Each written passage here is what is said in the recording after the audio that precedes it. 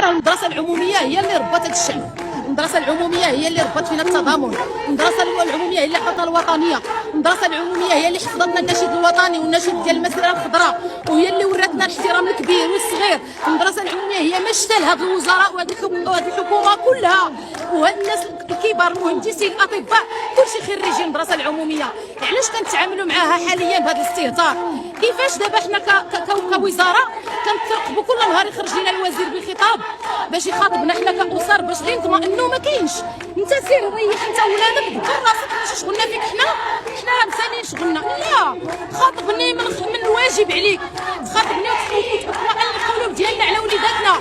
راه وليداتنا ازيد من شهر ما قراوش، راه وليداتنا في مستويات اشهاديه عباد الله راه ما تيقراوش. زعما شنو؟ زعما واش سير شنق راسك ما عندكش فلوس باش تدي ولادك للمدارس الخاصه، ولا سير جلس شوفهم تيضيعوا يعاود كاع عام اخر يدوب ماشي مشكل، ولا كيفاش حنا نطلعوهم ويطلعوا خاويين؟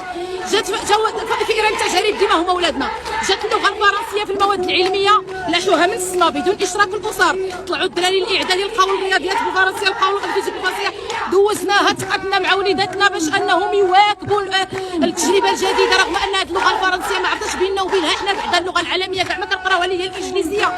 اضيف الى ذلك اي اصلاح كنقولوا هذا العام يجي الاصلاح 4 مليار 14 مليار، حنا فرحانين ومعاونين. والو، ها هو الاصلاح السيد الوزير، ها هو الاصلاح السيد الوزير، ها هما العيالات خرجوا للزنقه، السيد الوزير ولادنا راه ضاعوا، السيد الوزير لابد من تقديم اعتذار جميع المغاربه اللي ولادهم في المدرسه العموميه، انا اولهم كأم، جميع حنا كأمهات اليوم بغينا اعتذار منك قبل من هذا الشيء كله، لان وليداتنا شفناهم تيبكيو، راه كاينين فيهم متميزين اللي ولو الظروف الاقتصاديه القليله ولكن مكافح وتيجيو من الاوائل. المدرسه العموميه هي الاوائل على الصعيد الوطني، على الصعيد الجهوي، على الصعيد الاقليمي، ما نجوش دابا نديروا لهذوك الوليدات هكذاك. ولهذا الحل العاجل والفوري من اليوم، الحل العاجل والفوري التلميذ يرجع يقرا، والا راه هذه الوصمه العار غتبقى متولقه على الجبين ديال هذا الوزير وديال هذه الحكومه وديال هذه الدوله كلها اللي ساكته دابا والدراري جالسين ما تيقراوش. لا يهمني لو متلائم، وانا كنقول الحق على وليداتي، 2 دراري عندي في المستوى الاشهادي راه هما ناعسين في الدار، ها هما الناس جابوا ولادهم، وحنا راه مجلسينهم من نهار 5 اكتوبر لان ديما الاضراب، والدراري مراهقين ما عرفنا فين مشاو، واش مشى للبليه، البنت ما عرفتيها فين مشات، غتولي الاسره دابا ما بقى عندنا لا تعليم لا تربيه، بكثرة ان الاضراب مشى، هذا قرا هذا ما قرا، التربيه كتمشي لنا كتفلت، اللي خدام ما عرف ولادو فين مشى، راه زعما راه كل هذه الخطوه هذه عندها تبعات سلبيه 100%.